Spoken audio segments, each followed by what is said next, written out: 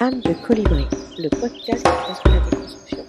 Enchantée, je suis Emmanuelle Carlos, coach pour la femme et pour l'entrepreneur en devenir. Je suis très heureuse de vous retrouver pour cette nouvelle année. Et ce que je vais vous souhaiter, c'est simplement de vivre l'année comme vous avez envie de la vivre librement. Voilà, c'est tout ce que je vous souhaite. Et pour commencer cette nouvelle année, j'avais envie de vous parler, d'un sujet peut-être un petit peu à contre-courant de ce que l'on souhaite en début d'année et de ce qu'on retrouve avec, le bon mood, voilà, les réussites de l'année d'avant, les objectifs de l'année qui vient, bref, ça et tout. J'avais envie de vous parler de l'échec parce que, ça a été un sujet sur lequel j'ai beaucoup, beaucoup travaillé. Pour donner un petit info, je suis un profil 3, en énéagramme. Si tu connais pas l'énéagramme, je t'invite, fortement à aller regarder un petit peu, c'est très, très intéressant. Et le profil 3 de l'énéagramme, sa plus grande peur, c'est l'échec. Et du coup, c'est quelque chose sur lequel, j'ai beaucoup travaillé dans mon développement personnel et dans voilà, dans la connaissance de moi. Et en ce début d'année, je me rends compte que du chemin que j'ai pu parcourir par rapport à cette peur de l'échec. Et du coup, j'avais envie un petit peu, voilà, de partager, cette réflexion que j'ai sur cette thématique. Donc, l'échec, je l'ai souvent, vu, comme en fait, être en échec, échouer, pas réussir quelque chose, ça, définissait en fait ma valeur en tant que personne. Si je suis dans l'échec, c'est que je ne suis pas une bonne personne, je ne mérite pas l'amour des autres, je ne mérite pas la reconnaissance, ce qui est très important dans mon profil énéagramme. Donc en fait, l'échec conditionne, énormément, qui je suis et ce que je vaux en tant qu'humaine. Donc forcément, pendant très longtemps, la peur de l'échec a fait que, j'ai tout fait pour ne jamais être en échec, ne jamais être dans cette zone, oh, pas belle et désagréable. Donc forcément, voilà, j'ai beaucoup lutté sur ça et dans l'entrepreneuriat, l'échec fait un peu partie de la vie. Et du coup, là, je voulais vous partager un petit peu, le cheminement qui a été et finalement mon parcours d'entrepreneur. Parce que, si maintenant, depuis, voilà, en ayant peur de l'échec, je suis aussi beaucoup dans la réussite. Donc effectivement, j'ai une entreprise qui fonctionne, qui est pérenne, qui, rapporte du chiffre d'affaires, qui me permet de me verser un salaire. Pour autant, pour en arriver à ça, il a fallu que je vive des expériences, il a fallu que j'embrasse l'échec, et que je fasse face en fait à mes peurs par rapport à cet échec.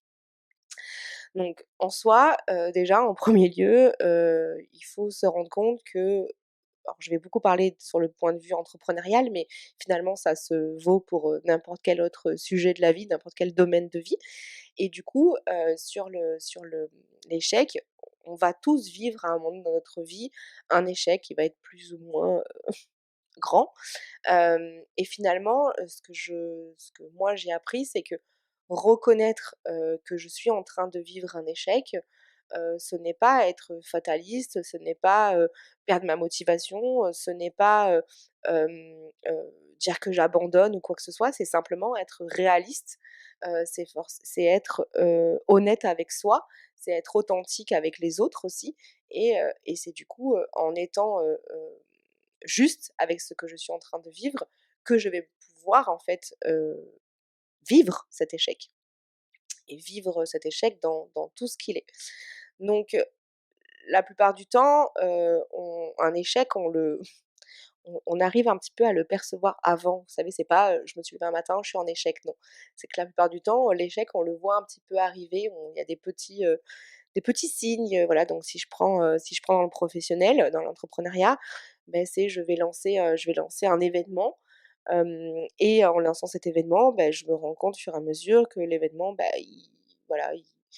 il rapporte pas, l'accueil, que je pensais et que j'ai beau faire des choses, voilà. Donc de façon très concrète, je vais vous montrer un exemple, voilà, très, très précis.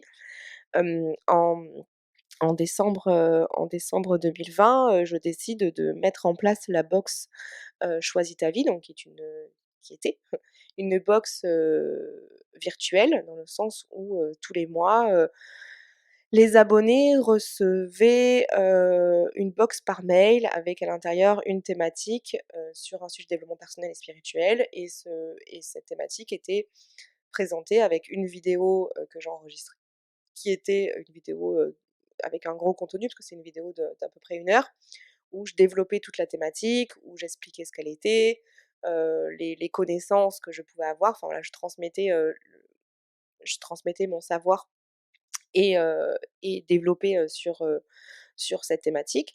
Ensuite, elles avaient, un livret d'exercices avec, qui me prenait beaucoup de temps parce que c'était un livret qui rassemblait entre, 8 à 10 exercices, par mois, donc qui pouvaient leur permettre de travailler, d'explorer cette thématique et ensuite il y avait un, contenu qui était en présentiel en collectif avec un cercle de coaching, qui, permettait de faire le point sur le travail mensuel qui avait été fait sur cette thématique.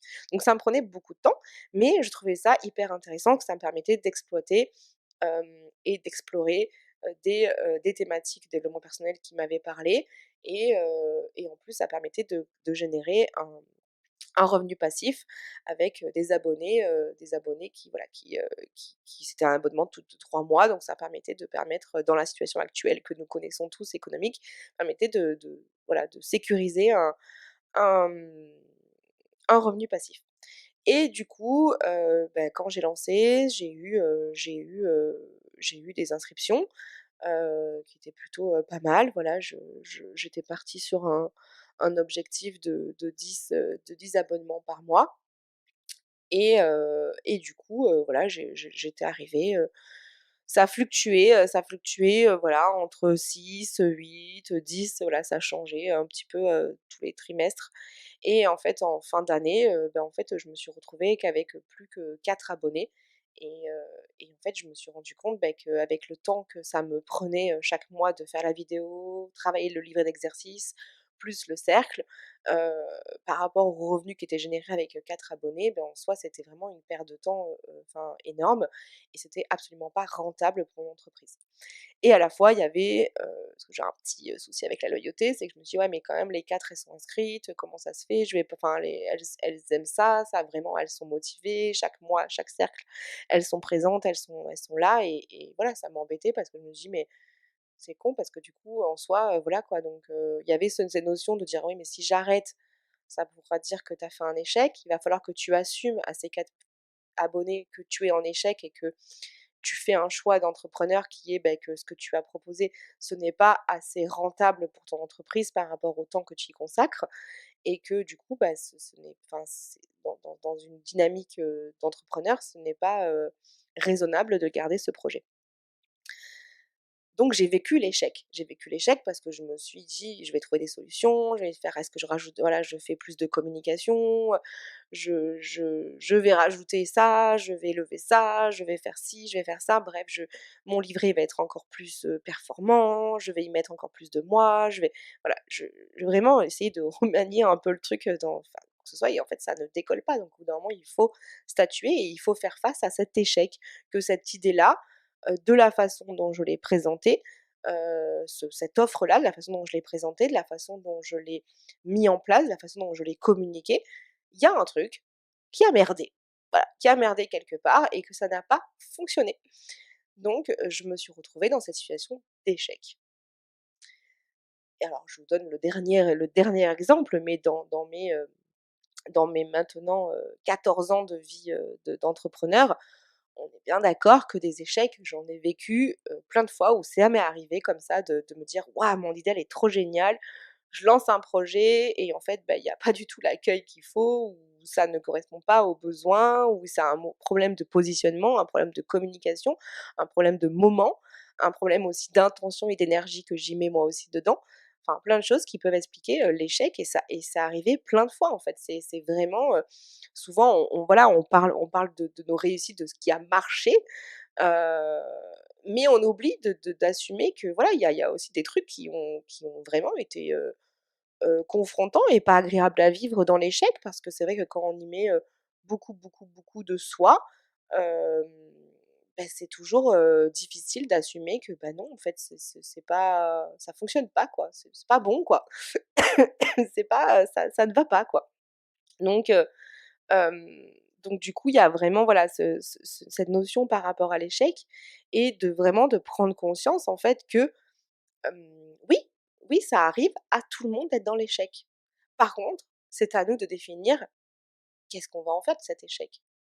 Qu'est-ce qui va faire, en fait? Qu'est-ce qu'on va en ressortir de cet échec? On a le choix de dire: «OK, et ça m'est arrivé, hein, je vous le dis sincèrement, ça m'est arrivé plein de fois où il y a vraiment des choses qui étaient, importantes pour moi, ou que ce soit de l'ordre professionnel ou de l'ordre personnel, et que ça ne fonctionne pas, et que voilà, c'est waouh! Là, tu te dis: «Putain, mais qu'est-ce que je vaux, en fait?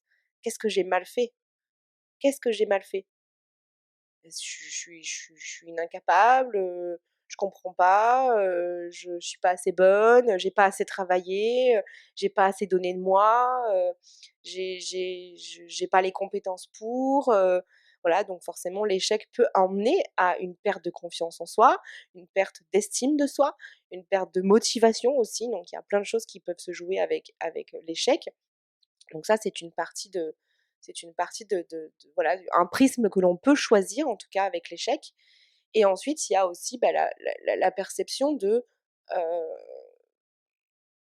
de se dire finalement: «Cet échec, est-ce que cette peur de l'échec, est-ce que cette peur de l'échec me limite pas aussi?» Combien ça nous est arrivé, je pense à beaucoup d'entre nous, de se dire: «Voilà, je rêverais de faire ça dans ma vie, d'accomplir ça. Je rêverais de de mettre en place, de créer, de changer ça dans ma vie», et dire: «Ah non, j'y vais pas parce que imagine je me plante. Imagine en fait ça sera pire après, quoi». Donc ça marche très bien pour l'entrepreneuriat, donc voilà, lancer un nouveau projet, lancer son entreprise, lancer, lancer un remaniement dans son offre, mais ça marche aussi dans la vie perso où on va, peut-être des fois, ne pas oser, se lancer dans une histoire amoureuse ou mettre fin à une histoire amoureuse. Voilà, il y a plein de fois où en fait on peut être dans la peur de l'échec, et qui fait qu'à un moment donné, nos doutes sur le résultat qu'on va obtenir de notre choix, qui pourtant est important pour nous, va faire qu'en fait qu'on va rester dans cette zone de confort. Vous savez, cette magnifique zone de confort, on en a déjà parlé. Mais du coup, on reste dans cette zone de confort, et du coup, je prends pas le risque. Je prends pas le risque de y aller. Je prends pas le risque d'aller dans l'échec, donc du coup, je prends pas le risque aussi de vivre la réussite. Parce qu'en fait, c'est ça. C'est que si je donne dans ma zone de confort, je m'interdis l'échec, mais je m'interdis surtout la réussite. Alors oui, forcément, l'échec est souvent vu, comme, je n'ai pas assez travaillé, je ne suis pas assez bon, je ne suis pas assez positif, je voilà, je suis comme ça. Mais ça, c'est typiquement dans notre culture française, parce que si on prend nos amis des États-Unis, eux, la faillite fait partie de la réussite. Là-bas, en fait, l'échec est vu comme indispensable à la réussite. Et c'est quand j'ai compris ça, pourtant, hein, franchement, moi tout ce qui est anglo-saxonne, moi je les aime pas trop, hein, on va pas se mentir. C'est pas mon kiff, mais par contre ça j'ai bien aimé chez eux, parce que justement, hem, l'échec faisant partie de ma réussite, dans ces cas-là, ça veut dire que je peux le voir autrement. Comment je peux voir l'échec autrement que comme, comment dire?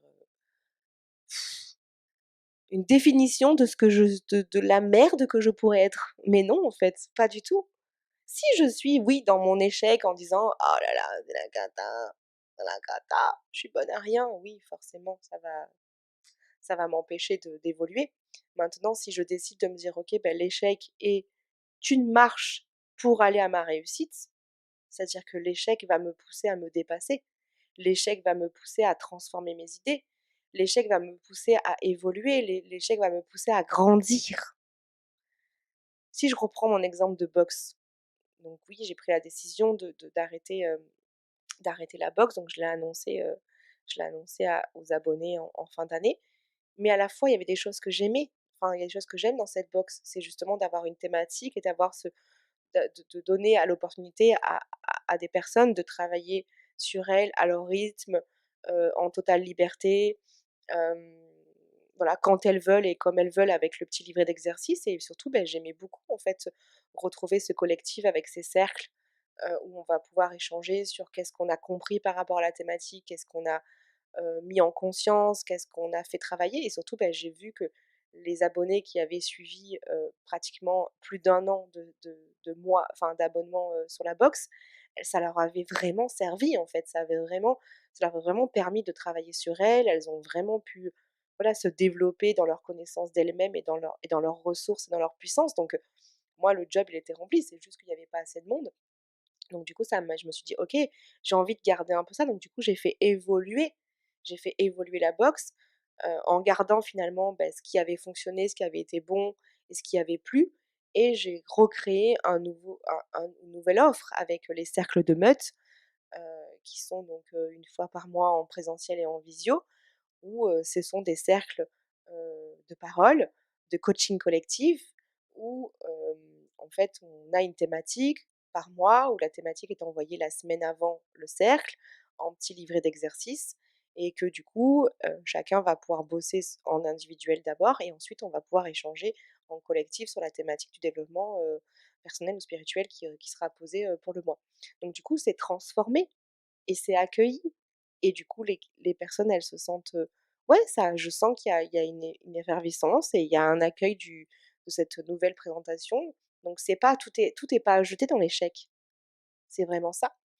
Donc dans l'échec on va avoir, les personnes qui vont être dans le côté dépressif, négatif, en mode, «Je subis l'échec», l'échec me définit, voilà et je suis bonne à rien. Soit il y a les personnes qui vont décider, OK, l'échec, c'est vraiment pas agréable à vivre, c'est pas le truc le plus sympa, mais comment je peux rebondir? Comment je peux apprendre de cet échec? Et c'est là où ça devient intéressant. Donc l'échec va nous pousser à apprendre déjà, à apprendre de façon à pouvoir dire: «OK, je fais mon bilan, je fais le feedback de mon échec. Qu'est-ce qui a été efficace dedans? Qu'est-ce qui a réussi?» Toujours des trucs. Qu'est-ce que j'ai appris? Et qu'est-ce qui m'a manqué, en fait, pour réussir? Qu'est-ce qui a manqué pour réussir? Donc du coup, ça va me permettre de pouvoir apprendre de nouvelles stratégies, de nouvelles compétences. Qu'est-ce que je peux apprendre de cet échec? Ensuite, je trouve que l'échec va nous permettre, de nous pousser à une remise en question parce que l'échec va nous mettre une petite claque dans la tête, faut pas se mentir, hein, pop, pop, pop, c'est pas très agréable et il va nous permettre aussi, si on le choisit, de mieux nous comprendre, de mieux savoir qui l'on est. Donc je vais pouvoir aussi, hem, prendre de la hauteur vis-à-vis de moi et savoir aussi accepter que la remise en question et l'évolution, c'est au quotidien, c'est tout le temps, en fait. Soit je peux dire: «Ah je suis bonne à rien, je sais pas faire». Du coup, voilà, j'ai fait une box, il y en a plein qui fonctionnent, moi ça fonctionne pas, du coup voilà, je suis bonne à rien, je suis nulle, je suis ci, je suis ça. OK, ça c'est une partie de la vérité, mais c'est pas toute la vérité. Comment je peux faire, du coup? Parce qu'il y a des choses que j'ai aimées, donc je vais retirer de ce que j'ai aimé dedans. Ensuite, je trouve que l'échec, et ça c'est quelque chose que j'adore dans l'échec, oui j'adore des trucs dans l'échec, c'est que ça me pousse à être créatif et j'adore créer. Moi j'adore avoir des idées, j'adore créer du nouveau, j'adore changer les choses. Moi le changement, j'adore ça. Donc du coup, voilà, comment avec l'échec, c'est que ça va me pousser à aller trouver de nouvelles solutions. Ça va me pousser à sortir de ce que je sais faire et d'aller ailleurs en fait. De penser différemment, de penser mieux, d'avoir une nouvelle idée, de savoir comment je vais pour la mettre en forme, comment je vais pouvoir, repenser en fait ce qui est déjà existant. Donc je vais vraiment, voilà, cette besoin l'échec me pousse à être créatif. Si finalement je sors un truc, pof, nickel, ça fonctionne, machin et tout, ça en fait, je reste dans un truc qui devient monotone, qui devient routinier et ça, voilà quoi, c'est l'échec qui me pousse à aller plus loin, plus de mais ça fonctionne aussi dans la vie perso d'ailleurs, j'ai envie de vous dire parce que Dans la vie de couple, par exemple, c'est que quand on vit un échec dans sa vie de couple, on a le choix. C'est, bah, l'échec, on abandonne, soit on dit: «Bah, OK, qu'est-ce que je peux faire? Qu'est-ce que je peux créer de nouveau comme énergie dans mon couple pour pouvoir traverser ça?» Vous voyez? Donc il y a vraiment ça. Vraiment, je trouve ça très inspirant, l'échec, sur la créativité et du coup, bah, voilà, l'échec, c'est aussi plein de petites graines d'inspiration. Et l'inspiration, qu'est-ce que j'aime l'inspiration. J'adore l'inspiration. Dans le sens où, finalement, toutes les personnes heu, qui nous inspirent, oui, elles vont nous inspirer par leur réussite. «Waouh, ouais, trop génial, il a lancé ça, ça a fonctionné, c'est trop merveilleux», machin et tout, mais ça donne aussi cette illusion de se dire: «C'est pas accessible». Moi, ça m'arrive souvent dans les accompagnements entrepreneurs ou quand on va travailler sur les différentes peurs de la réussite, bah, forcément la peur de l'échec revient et ça m'est arrivé d'entendre des coachés me dire: «Oui, non, mais toi, de toute façon, c'est facile pour toi Manu, de toute façon, tout ce que tu fais, tu réussis». Mais non, c'est pas du tout vrai. C'est pas du tout vrai. Oui, effectivement, il y a des réussites, mais combien il y a eu d'échecs avant d'arriver à la réussite? Combien de fois je me suis pris un mur dans la tête? Mais c'est grâce à mes échecs, en fait, que je suis allée trouver de l'inspiration. Chaque échec est une opportunité pour mettre une nouvelle graine d'inspiration. C'est pour ça que je trouve ça important aussi en ce début d'année où on est en train de poser ses objectifs pour l'année 2022, qu'on est en train de faire ses vision boards, qu'on est en train de faire ses lettres d'intention, qu'on est en train de faire son plan, sa stratégie de communication, de ça et tout.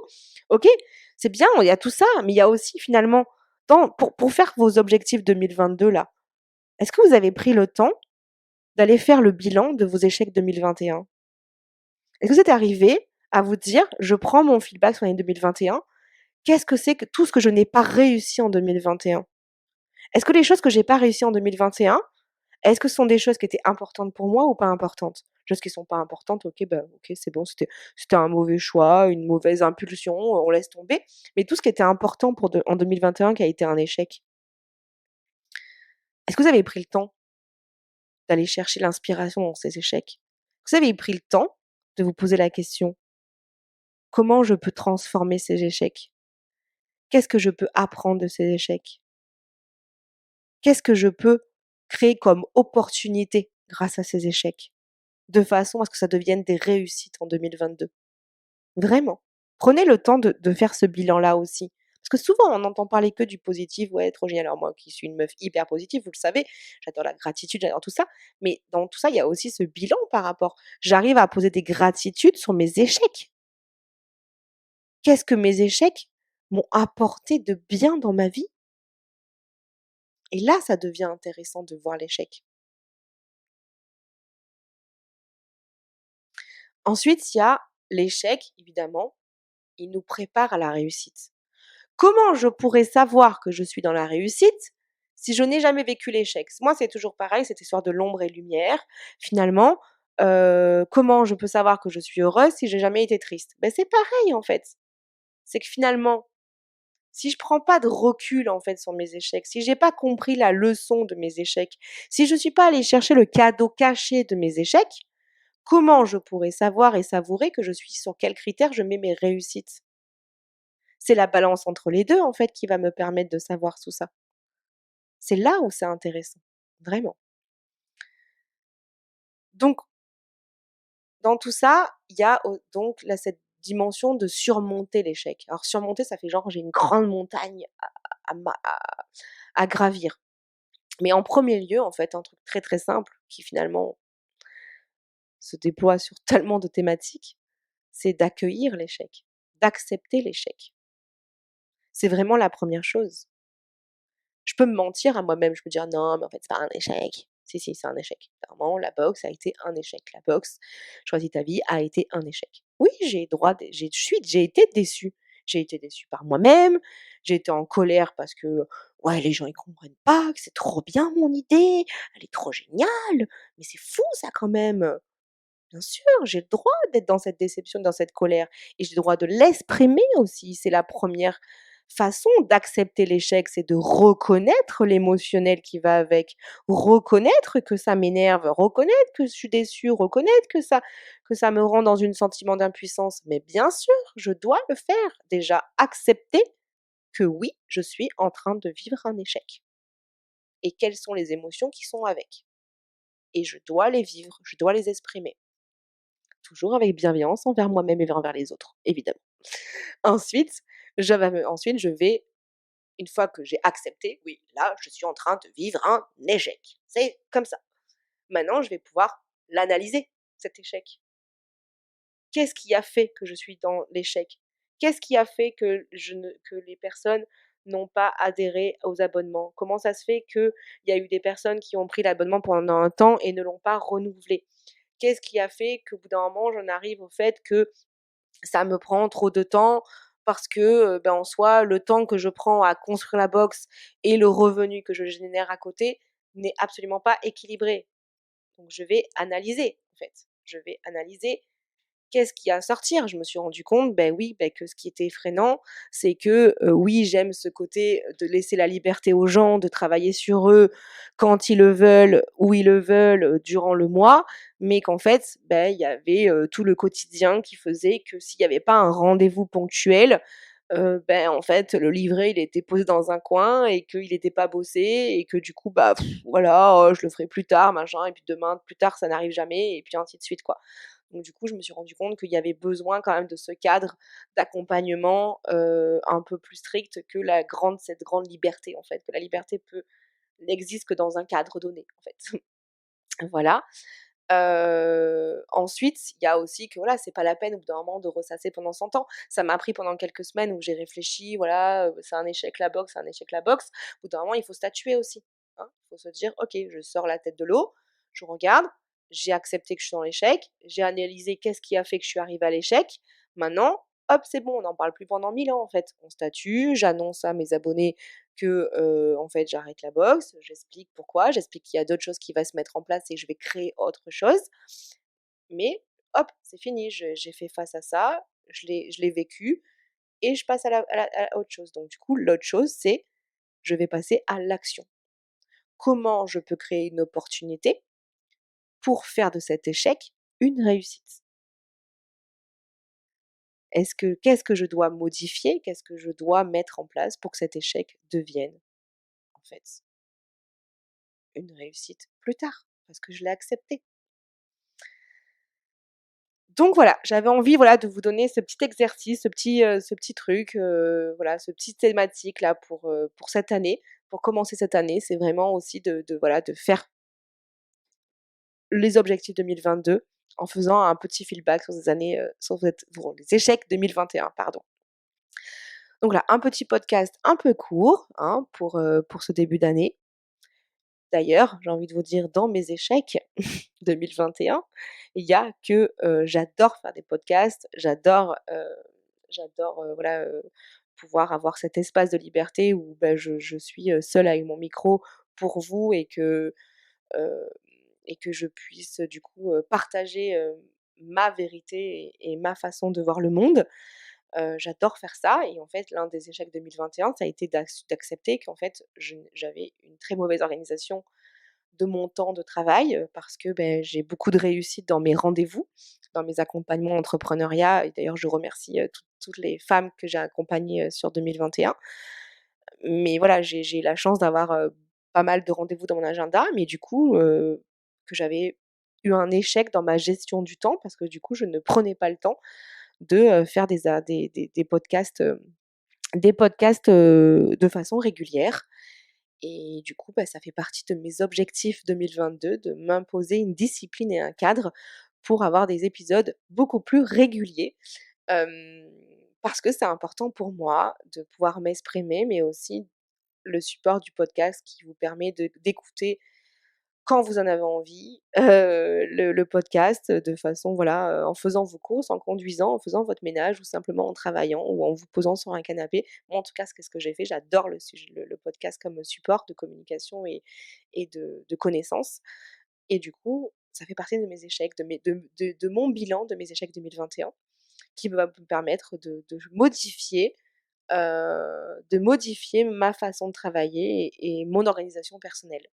Voilà, ou simplement de me dire: «Ouais, tu trop nul, tu investi dans le podcast, t'as acheté plein de matériel, tu lancé ci, t'as lancé ça et tu vois, t'es même pas capable de t'imposer ça». Non, j'ai compris qu'est-ce qui faisait que, j'ai analysé ce qui faisait que je n'avais pas pris le temps et je vais pouvoir donc du coup modifier tout ça.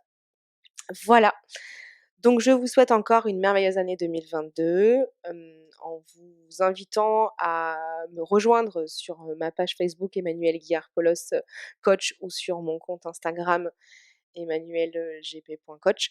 Vous verrez, j'ai sorti plein, plein, plein, plein d'événements, pour ce début d'année, des événements en présentiel et en visioconférence parce que, j'ai un énorme besoin, ça c'est aussi mon bilan, 2021, j'ai un énorme besoin de collectif, d'être dans des groupes, de vivre l'énergie collective, de partager dans l'énergie collective et du coup, j'ai mis en place plein, plein, plein d'événements, que vous pouvez retrouver, dont le cercle de Meute du coup, dont le cercle de Meute qui va être donc du coup de façon mensuelle en visioconférence et en présentiel.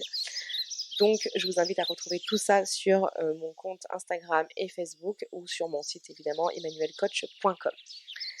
Voilà, en vous souhaitant, une belle suite de journée sur cette planète Terre et je vous remercie encore d'être une âme de colibri et de contribuer à la construction d'un monde, avec des valeurs d'humanité, de liberté et de bienveillance et pour cela, la meilleure chose à faire, c'est de prendre votre place.